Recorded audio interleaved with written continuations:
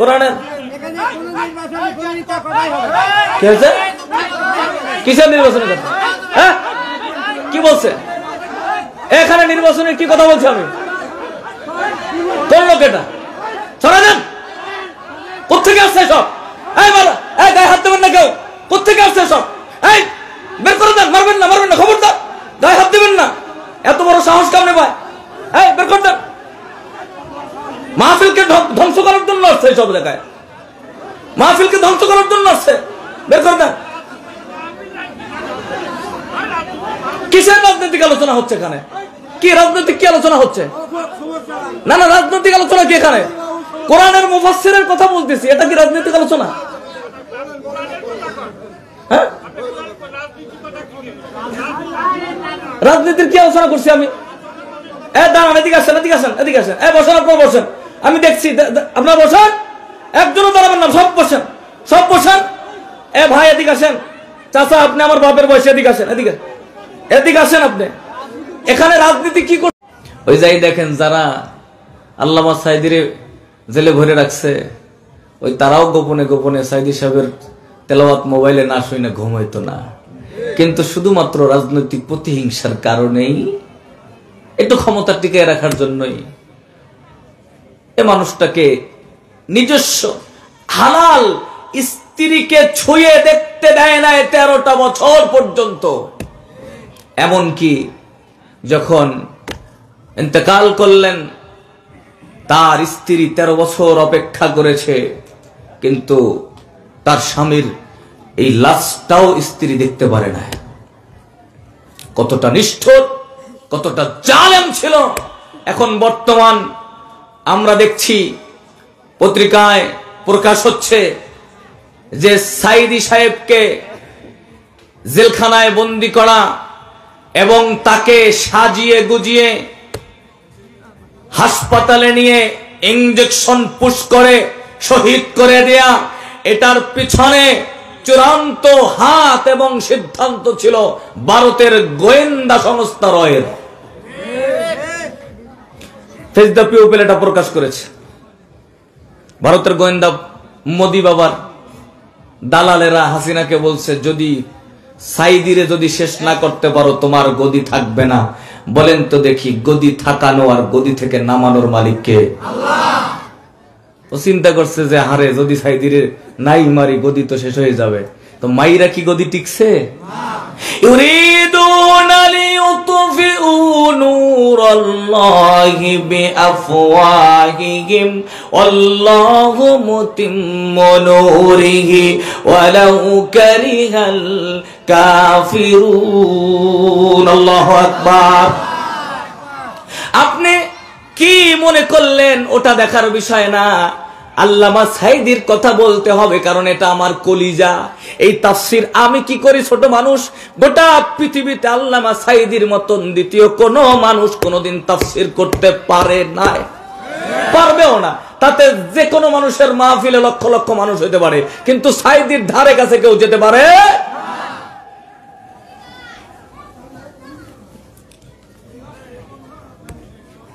তা আবু জাহেল বলতেছে, দিঘায় আমরা যে কথা বললাম এই কথা নিজেরা না মানলে কি অবস্থা হবে। আজকের এখন হাতের উপরে হাত দিয়ে অঙ্গীকারবদ্ধ হব যে আমরা আর কোনদিন মোহাম্মদের এই কোরআন শুনতে আসব না। সবাই হাতের উপরে হাত দিয়া, এই স্বেচ্ছাসেবক ভাইরা আছেন নাকি? এই জায়গা থেকে এগুলো বন্ধ না করলে আমি আলোচনা করব না। কোরআনের মাহফিল এটাকে বলে না। এখানে এখানে কোন আপনার ভালো লাগলে এখানে বসেন, না হয় আস্তে বাড়িতে চলে যান। খবরদার। কোরআনের কি হয়েছে? কিসের নির্বাচনের কথা? হ্যাঁ, কি বলছে? এখানে নির্বাচনের কি কথা বলছি আমি? কোন লোক এটা? ছড়া দেন। কোথেকে আসছে সব? এই মারা, এই গায়ে হাত দেবেন না কেউ। কোথেকে আসছে সব? এই বের করে দেন। মারবেন না, মারবেন না, খবরদার। গায়ে হাত দেবেন না। এত বড় সাহস কেমনে পায়? এই বের করে দেন। মাহফিলকে ধ্বংস করার জন্য আসছে সব জায়গায়। মাহফিলকে ধ্বংস করার জন্য আসছে। বের করে দেন। কিসের রাজনৈতিক আলোচনা হচ্ছে এখানে? কি রাজনৈতিক কি আলোচনা হচ্ছে? না না, রাজনৈতিক আলোচনা কি এখানে? কোরআনের মুফাসসিরের কথা বলতেছি, এটা কি রাজনৈতিক আলোচনা? হ্যাঁ, রাজনীতির কি আলোচনা করছি আমি? দাঁড়ান, এদিকে আসেন, এদিকে আসেন, এদিকে আসেন। বসেন, আপনারা বসেন, আমি দেখছি। আপনারা বসেন, একজনও দাঁড়াবেন না, সব বসেন, সব বসেন। ভাই এদিকে আসেন, চাচা আপনি আমার বাপের বয়সে, এদিকে আসেন, এদিকে এদিকে আসেন। আপনি এখানে রাজনীতি কি করে? ময়দানে তাফসিরুল কোরআন মাহফিল, এটা বাংলাদেশের মানুষ জানতো না, বুঝতো না। মাহফিল হতো আস্তে, তাফসিরুল কোরআন এটা বুঝতো না মানুষ। এই তাফসিরুল কোরআন বুঝিয়েছেন যিনি, তাকে জালেমরা 13 বছর জেলখানায় বন্দী করে, এরপরে জুডিশিয়াল কিলিং এর মাধ্যমে ইনজেকশন পুশ করে দুনিয়া থেকে বিদায় করে দিয়েছে। আমাদের কলিজা, যার তুলনা হয় না, হয় নাই, হবেও না, আল্লামা দেলোয়ার হোসেন সাইদ রাহিমাহুল্লাহ, যিনি এই ময়দানে এই যে কালেমাগুলো যেভাবে আমি বললাম এটার প্রচলন করেছিলেন। উনি আজকের পৃথিবীতে বেঁচে নাই। হাজারো যুবকের স্বপ্ন ছিল যে জীবনে একবার উনি জেলখানা থেকে বের হবেন, ওনার জবানের একটু মুখের কথা মানুষ শুনবেন, কিন্তু আল্লাহর সিদ্ধান্ত চূড়ান্ত। আমরা দোয়া করি আল্লাহ তাকে জান্নাতুল ফেরদাউসের উচ্চ মাকাম দান করেন, বলেন আমিন। দুরূদ ও সালাম পাঠ করি বিশ্ব মানবতার মুক্তির দূত সাইয়্যিদুল মুরসালিন শাফিউল মুযনিবিন রাহমাতুল লিল আলামিন সাইয়্যিদুল কাউনাইন ওয়াস সাকালাইন নবিয়্যিনা মুহাম্মাদুর রাসূলুল্লাহ সাল্লাল্লাহু আলাইহি ওয়াসাল্লামের উপর। প্রিয় ভাইয়েরা আমার, আমরা কোন এলোমেলো কথার দিকে যাব না, সরাসরি কোরআন থেকে কিছু কথা শুনবো। কোরআন থেকে কথা বললে, কোরআন থেকে কথা শুনলে এটা সবচেয়ে সত্য কথা। মান ক্বালা বিহি সাদাকা, যে কোরআন দিয়ে কথা বলে সে সত্য কথা বলে। তাফসিরুল কোরআন মাহফিল, কোরআনের তাফসির করার যোগ্যতা এটা সবার হয় না, এটা অনেক কঠিন জিনিস। কিন্তু এই ময়দানে তো যেতে তাফসিরে বসে যাচ্ছে এখন, এই ময়দানের হক আদায় হয় না। আমরা আমাদের সমস্ত অযোগ্যতার ভিড়ে চেষ্টা করব, তাফসির না করতে পারলেও কাছাকাছি যাওয়ার চেষ্টা করব। আল্লাহ আমাদের জবান থেকে এমন কিছু কথা বের করে দিক যেটা আমি এবং আপনাদের সবার জন্য উভয় জগতের নাজাতের ওসিলা হয়, বলেন আমিন। ওমান আমিলা বিহি উজরা, যে কোরআন দিয়ে আমল করে আল্লাহ তাকে সঠিক প্রতিদান দান করে। আর যারা কোরআনের বাহিরে গিয়ে বিভিন্ন মন্ত্রতন্ত্র, বিভিন্ন ভাবে নাজাত খোঁজে, হেদায়াত খোঁজে, আল্লাহ পাক তাদেরকে নিজে দায়িত্ব নিয়ে গোমরা বানায় দেয়। এই কোরআনুল কারীমকে জন্য বলা হয় হুদা অবসরা ও রাহমা। এটা হুদা, এটা পথ প্রদর্শক, এটা সুসংবাদদাতা, এটা হলো রহমত, এটা শিফা। وَنُنَزِّلُ مِنَ الْقُرْآنِ مَا هُوَ شِفَاءٌ وَرَحْمَةٌ لِلْمُؤْمِنِينَ وَلَا يَزِيدُ الظَّالِمِينَ إِلَّا خَسَارًا।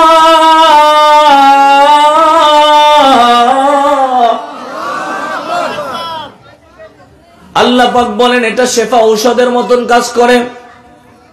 দুনিয়ার মানুষ তোমার হার্টের সমস্যা, ক্যান্সারে আক্রান্ত, শরীরের মধ্যে জীবাণু নষ্ট কোষ, কোন মানুষ যদি শুধু কোরআন শোনে, কোরআনের নূর আলো এটা যার কান দিয়া ঢোকে, আল্লাহ তাআলা তার কলিজার মধ্যে হার্টের সমস্যা, শরীরের ক্যান্সারের জীবাণু পর্যন্ত আল্লাহ রাব্বুল আলামিন দূর করে দিতে পারে। যেরকম সুবহানাল্লাহ। বাস্তব অনেক ঘটনা আছে, শুধু কোরআন শোনার কারণেই হার্টের সমস্যা দূর হয়ে গেছে। এই জন্য এটাকে শেফা, শেফা মানে ওষুধ। আমরা লক্ষ লক্ষ টাকার ওষুধ খাই রোগ ভালো করার জন্য, কিন্তু কোরআন মানি না, কোরআন বুঝি না, কোরআন শুনতে চাই না। এক শ্রেণীর মানুষই আছে যারা কোরআন শুনতে বাধা দেয়, কোরআন শুনতে দিতে চায় না। কথা বলেন ঠিক কিনা? কিন্তু জমিন যার, এই জমিনের মধ্যে কথা হবে একজন, আর তিনি কে? আল্লাহর কথাই তো কোরআনের কথা, ঠিক কিনা? কালামুল্লাহ। এটা যারা শুনতে দেয় না, ওরা নিজেরাও শুনতে চায়, কিন্তু ওরা শুনতে দেয় না এজন্য যে শুনলে ওদের যে আকাম কুকাম এগুলো জনগণ বুঝে যাবে। যেমন আবু জাহেল, উতবা, সাহেবা, মুগিরা রাসূলুল্লাহর জবান থেকে এই কোরআন যখন শুনতো, আমরা আর কি কোরআন পড়ি? যার উপরে কোরআন নাজিল হয়েছে তিনি যখন কোরআন পড়তেন, এটা একটু কল্পনা করা যায় যে রাসূলুল্লাহ কোরআন পড়লে কেমন মজা লাগতো? আল্লাহু আকবার। তার উপরে নাজিল হয়েছে।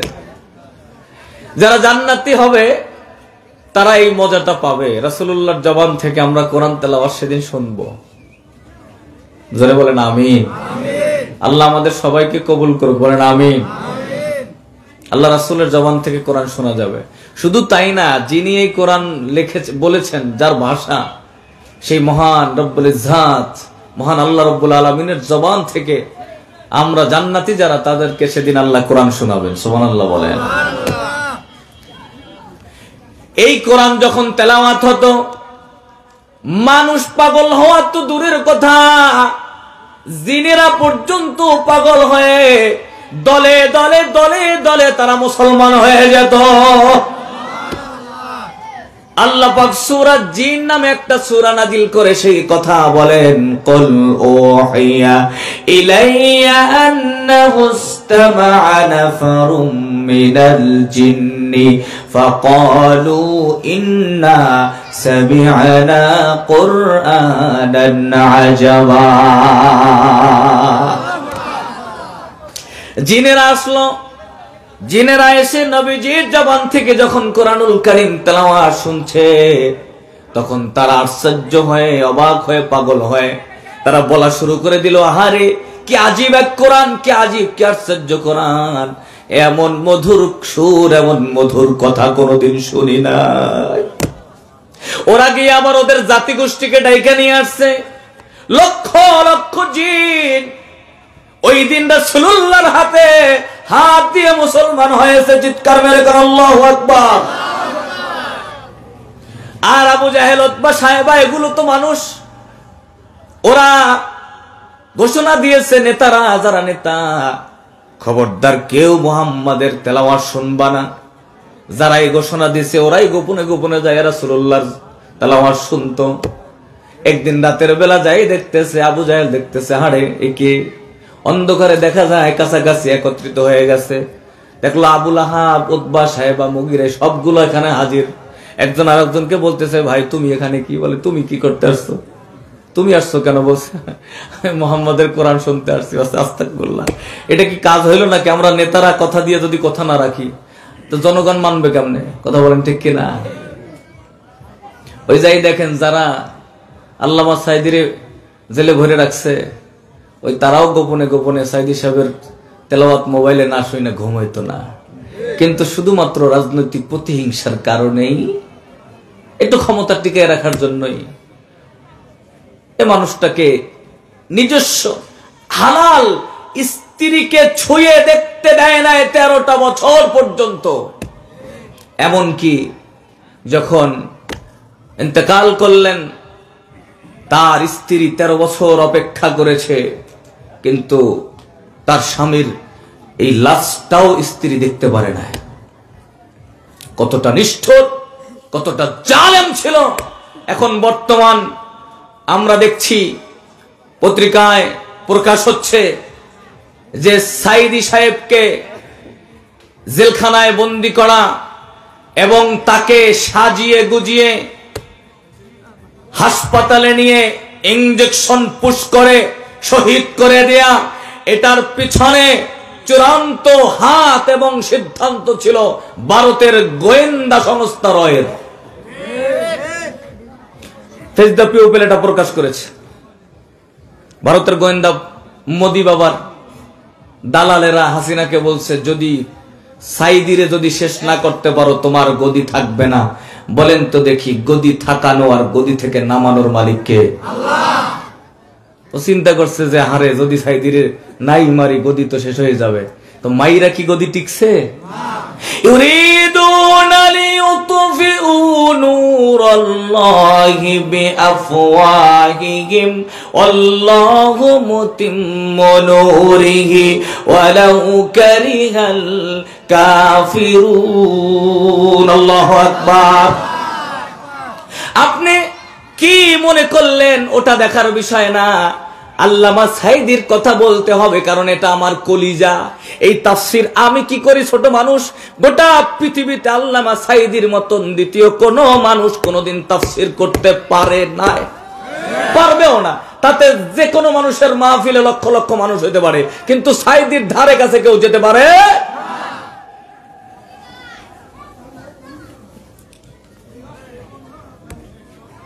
তো আবু জাহেল বলতেছে, এদিকে আমরা যে কথা বললাম এই কথা নিজেরা না মানলে কি অবস্থা হবে। আজকের এখন হাতের উপরে হাত দিয়ে অঙ্গীকারবদ্ধ হব যে আমরা আর কোনদিন মুহাম্মাদের এই কোরআন শুনতে আসব না। সবাই হাতের উপরে হাত দিয়া, এই স্বেচ্ছাসেবক ভাইরা আছেন নাকি? এই জায়গা থেকে এগুলো বন্ধ না করলে আমি আলোচনা করব না। কোরআনের মাহফিল এটাকে বলে না। এখানে এখানে কোন আপনার ভালো লাগলে এখানে বসেন, না হয় আস্তে বাড়িতে চলে যান। খবরদার কোরআনের কিসের নির্বাচনের কথা? হ্যাঁ, কি বলছে? এখানে নির্বাচনের কি কথা বলছি আমি? কোন লোক এটা? ছড়া দেন। কোথেকে আসছে সব? গায়ে হাত দেবেন না কেউ। কোথেকে আসছে সব? এই বের করে দেন। মারবেন না, মারবেন না, খবরদার গায়ে হাত দেবেন না। এত বড় সাহস কেমনে পায়? এই বের করে দেন। মাহফিলকে ধ্বংস করার জন্য আসছে, সব জায়গায় মাহফিলকে ধ্বংস করার জন্য আসছে। বের করে দেন। কিসের রাজনৈতিক আলোচনা হচ্ছে এখানে? কি রাজনৈতিক কি আলোচনা হচ্ছে?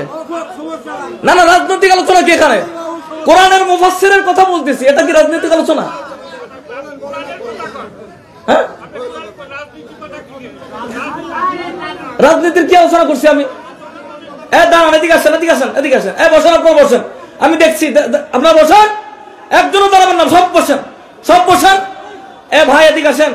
চাচা, আপনি আমার বাপের বয়সে, এদিকে আসেন, এদিকে এদিকে আসেন। আপনি এখানে রাজনীতি কি